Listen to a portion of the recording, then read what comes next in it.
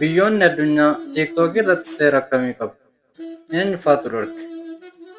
Tekinooloojiin ammayyaa saffisaa fi heddumminaan gara addunyaa kanaa dhufaa jira. Miidiyaan hawaasummaa immoo si'eessituudha. Humna guddaa qaba. Bara 2016 TikTok wayitas bahu addunyaa wal ga'uuf yeroo itti hin fudhanne.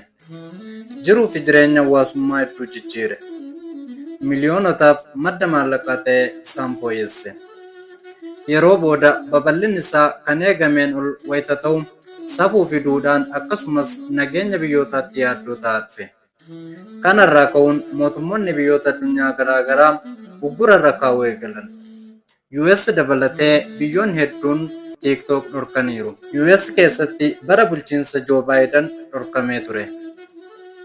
Garuu pirezidaantiin Doonaald Tiraamp wayita aangoo qabatu umurii TikTok Ameerikaa keessatti qabu guyyoota 75 waan dheeresseef aappiin kun biyyattii keessatti tufe.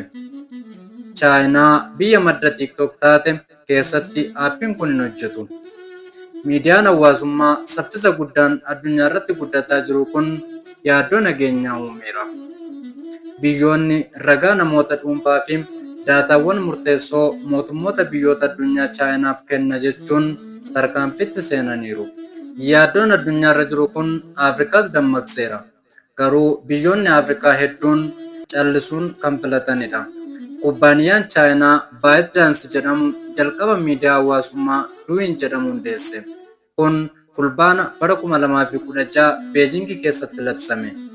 Douyin jalqaba wayita hundeeffamu tajaajila viidiyoo qooduuf fayyadu akka kennuuf ture. Waggaa keessatti Chaayinaa fi Taayilaand keessatti fayyadamtoota miliyoona 100 horate. Hundeessaan Douyin akka addunyaatti ammoo miidiyaa hawaasummaa kana maqaa TikTok jedhu moggaaseef. TikTok ammoo Douyin erga hundaa'ee waggaa tokko booda fulbaana bara 2017 sadarkaa addunyaatti tajaajila kennuu eegale. Douyin fi TikTok kan hundeesse dhaabbata tokko ta'us garuu garaagarummaa qabu. Chaayinaan alatti Douyin buusanii yookaan daawunlood godhanii fayyadamuun hin danda'amu. Chaayinaa keessatti ammoo TikTokii buusanii fayyadamuun hin danda'amu. Chaayinaa keessatti TikTok ni dhorkame osoo hin taane jalqabumarra hin turre. Qabiyyeewwan TikTokii fi Douyin garaagara. Douyin irratti namoonni oomishaalee yookiin kitaabota bitu. Akka TikTok waan fedhan maxxansuun hin jiru. Douyin irratti dursi kan kennamuuf qabiyyeewwan barumsa kennaniifi. Dhaabbata miidiyaalee hawaasummaa lameen Douyin fi TikTok of jalaa qabu ByteDance akkaataan itti daataa namootaa argatu appiiwwan lameen irratti iyyuu adda adda.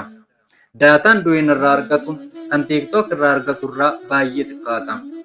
US guutummaatti TikTok ofirraa cufuun biyya addunyaa irratti ajandaa guddaa taatedha. Ta'us erga Doonaald Tiraamp aangootti deebi'anii uggurri kun irraa ka'eera.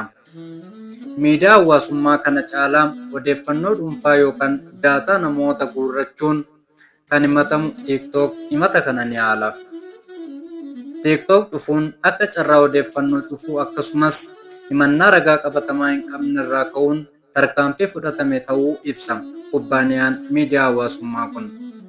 Qabeenya kubbaaniyaa tekinooloojii Chaayinaa ByteDance jedhamu kan ta'e TikTok mootummaa Chaayinaan akka hin hoogganamnee fi daataa kamiyyuu mootummaa Chaayinaaf akka hin qoonne ibsa. Ta'us garuu biyyoonni addunyaa hedduun hidhata TikTok mootummaa Chaayinaa waliin qaburraa shakkii waan qabaniif miidiyaa hawaasummaa akka xiyyeeffannaa addaan ilaalaa jiru.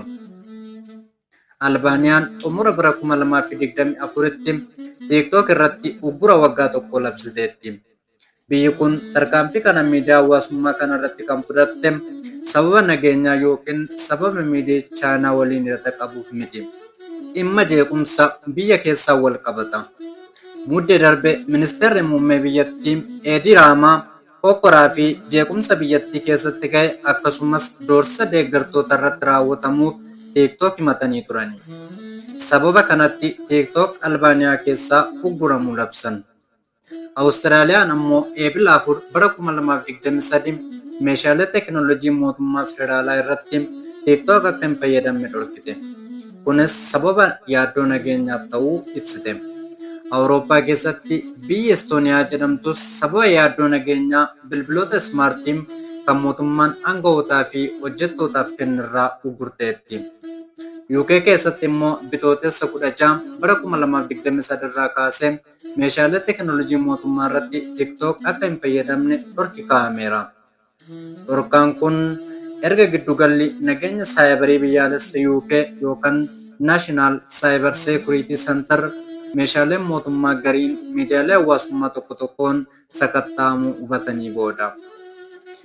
UK'n meeshaa teekinooloojii Chaayinaa Huawei ugguruun biyya jalqabaa taatus TikTok ugguruu ilaalchisee garuu michoota ishee boodatti hafteetti. Jarmiyaaleen Gamtaa Awurooppaa kanneen akka Komishinii Gamtaa Awurooppaa, Paarlaamaa Awurooppaa fi Manni Maree Gamtaa Awurooppaa sadarkaa dhaabbati TikTokii ugguruun kan jalqabaati. Yaaddoo nageenya saayibarii irraa kan ka'e meeshaalee teekinooloojii mootummaa irraa TikTokii ugguran. Uggurri Paarlaamaa Awurooppaa TikTok irra kaa'e bitootessa 20 bara 2023 irraa eegaleeti. Miseensonni paarlaamaa fi hojjettoonni meeshaalee teekinooloojii qaban irraa aappii kan akka balleessanis akeekkachiiseera. Neezerlaandis TikTok maqaa dha'uu baattus bara 2023 ji'a bitootessaa keessa aappiiwwan biyyoota sagantaa saayibarii dantaa daachii irratti hammeenya qabu jettee hunda akka hin fayyadamne uummata ishee dhorkiteetti. Aappiiwwan biyyoota akka Chaayinaa, Raashiyaa, Kooriyaa Kaabaa fi Iraan dantaa biyyattii irratti balaa waan fidaniif jechuun uggurteetti. Aappiiwwan kunneen keessaa tokkommaa TikTokidha. Firaansis, Noorweey, Beeljiyeem, Deenmaark, Niwuzilaandi sababa yaaddoo nageenyaa meeshaalee teekinooloojii mootummaa irraa TikTok ugguranidha. Mootummaan Kanaadaa immoo sababa yaaddoo keessa seentummaa qaamalaatiin TikTok biyya keessatti namoota akka hin fayyadamne dhorkeera. Ogeeyyiin nageenyaa fi tika Kanaadaa yaaddoon nageenyaa jiraachuu erga gabaasa dhiyeessanii booda sadaasa 6 bara 2024 mootummaan biyyattii waajjiraalee gurguddoo TikTok lamaan Torontoo fi Vaankuwar keessatti argaman cufuu ibse. Haa ta'u malee lammiileen Kanaadaa ammallee TikTok ni fayyadamu. Ministeerri Innoveeshinii Kanaadaa Firaansiyoos Filiippee Chaampaanyee lammiileen TikTok fayyadamaa jiran osoo madaataan isaanii mootummaa Chaayinaa harka galaa jiraachuu beekaniif jedhan. Guraandhala darbe irraa kaasee mootummaan meeshaalee teekinooloojii qabeenya mootummaa ta'an hundarra TikTok balleesseera. Aappiin kun yaaddoo nageenyaa fidaa jiraachuu erga hubatee booda haquu fi irra deebiin akka hin buune yookaan daawunlood hin taane dhorkuu ibseera mootummaan. Indiyaan ammoo bara 2020 keessa ture aappiin Chaayinaa hunda kan biyya ishee keessaa dhorkite. WeChat kan jedhamu dabalatee aappiiwwan Chaayinaa hunda sababa yaaddoo nageenyaa fi icciitii dhuunfaatiin biyyattii keessatti akka tajaajila hin kennine murtee dabarsite. Dhorkaan kun erga Indiyaa fi Chaayinaan daangaa irratti wal dhabanii bakka Himaalayaa jedhamu irratti walitti bu'uun loltoonni Indiyaa 20 caalan ajjeefamanii kaa'ame. Taayiwaan keessatti dameewwan waajjiraalee mootummaa TikTok kan ugguran mudde bara 2022 ture. Kunis erga FBI aappiiwwan miidiyaa hawaasummaa kun nageenya biyyattii yaaddoo keessa galchaa jiraachuu gabaasa dhiyeesseefi booda. Meeshaaleen teekinooloojii mootummaa kanneen akka moobaayilaa, taabileetii fi kompiitarootaa irratti TikTok dabalatee aappiiwwan Chaayinaa hunda fayyadamuun hin danda'amu.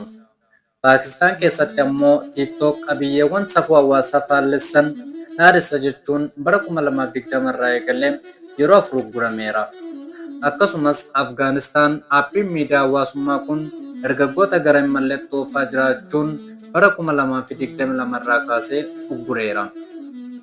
Gara Afrikaatti yoo deebinu immoo Afrikaan miidiyaa hawaasummaa addunyaa irratti olaantummaa argate TikTokiif iddoo gabaasa guddaadha. Miidiyaan hawaasummaa kunis iddoo babal'ifannaa isaa godhachuuf dursa kenneeraaf. Gabaasi Reuters bara 2022 baase Afrikaan gabaa filatamaa TikTok akka ta'e mul'isa. Bakka miidiyaan hawaasummaa kun dargaggoota hedduutti argatudha. Miidiyaan hawaasummaa kubbaaniyaa teekinooloojii Chaayinaa ByteDance jedhamuun abuurame kun sagaleen dagatamee hafe Afrikaa keessaa akka dhaga'amus taasiseera. Waa'ee ardii Afrikaa akkaataa miidiyaalee gurguddoon itti gabaasaa turan geeddareera. TikTok gubbaatti qabiyyeewwan dhiyaatan ilaalcha addunyaan Afrikaa irratti qabdu guddoo jijjiire. Haa ta'u malee yaaddoon nageenyaa fi safuu duudhaan baduu biyyoota addunyaa garaagaraa keessatti ka'aa jiru Afrikaa keessas jira. Biyyoonni addunyaa hedduun TikTok ofirraa cufaa jiru. Mootummaan Afrikaa hedduun garuu callisanii ilaalaniiru. US dabalatee biyyoota addunyaa kaan keessatti sodaa guddaan TikTok daataa guuree mootummaa Chaayinaaf dabarsa kan jedhudha. Biyyoota Afrikaa keessatti garuu dhimma safuu fi duudhaa hawaasaan wal qabatudha. Akkasumas hokkora kakaasuu fi shororkeessummaa tumsuun himatama. Fakkeenyaaf Soomaaliyaan hagayya bara 2023 aappiiwwan akka TikTok, Telegiraamii fi aappii qumaaraa waan XBet jedhamu gurgurteetti. Biyyattiin akka sababaatti kan eerte aappiiwwan kunneen qabiyyeewwan safuu hawaasaa cabsan keessattuu kan saalqunnamtii wal qabatanii fi olola tamsaasaan dabarsu kan jedhudha. Aangawoonni Soomaaliyaa, shororkeessitoonnii fi gareen safuu hin eegne aappiiwwan kanneen fayyadamuun qabiyyeewwan nama rifaasanii fi odeeffannoo sobaa tamsaasu jechuun himatan. Aangawoonni Sudaan Kibbaa ji'a Majjii keessa uummanni biyyattii miidiyaalee hawaasummaa hunda TikTok dabalatee guyyaa 30 akka hin fayyadamne dhorkuu ibsanii turan. Tarkaanfiin kun kan dhaga'ame erga lammiin Sudaan Kibbaa bulchiinsa Sudaan bakka Eelgeeziraa jedhamutti ajjeefame jedhamuun baay'ee odeeffamee booda hokkoraa fi haleellaa haaloo ba'uu balaafamaa mudate hordofeeti. Senegaal keessatti erga kaadhimaan paartii mormituu hidhamuun TikTok fayyadamuun haasaa jibbinsaa fi diigumsaa tamsaase jedhamuun himatamee booda hagayya bara 2023 miidiyaan hawaasummaa kun uggurameera. Aangawoonni Senegaal qondaalli siyaasaa kun TikTok fayyadamuun nageenya biyyattii yaaddoo keessa galcheera jechuun tarkaanfii kana fudhachuu ibsan. Biyyoonni gariin ammoo TikTok dhorkuu caala to'annaa fi qajeeltoon nageenyummaa isaatti mirkaneessan akka cimuuf fedhii agarsiisan. Fakkeenyaaf Keeniyaan aappii kana ugguruu mannaa seerri hordoffii isaa akka cimu gaafatte. Dhimmi kun paarlaamaa biyyattiitti dhiyaatee wayita turetti karaa aappii kanaa qabiyyeewwan hololaa, saamichaa fi walqunnamtiin saala faallaa safuu hawaasaa ta'an tamsaasuun akka yaaddoo ijootti ka'ee ture. Itoophiyaan seera miidiyaa qabiyyeewwan safuu hawaasaa faallessan dhorku qabdi. Garuu biyyattii keessatti qabiyyeewwan faallaa safuu fi duudhaa hawaasaa ta'an hedduun TikTok irratti wayita darban ni argamu. Aangawoonni biyyattii namoota dhuunfaa viidiyoo fi suuraadhaan waan safuu hawaasaa cabsu dabarsan jedhee adabuun alatti akka biyyaatti TikTok irra ugguran keenya. Waan jaalattanii na hordoftaniif galatoomaa. Giddoo Baayogiraafiidha.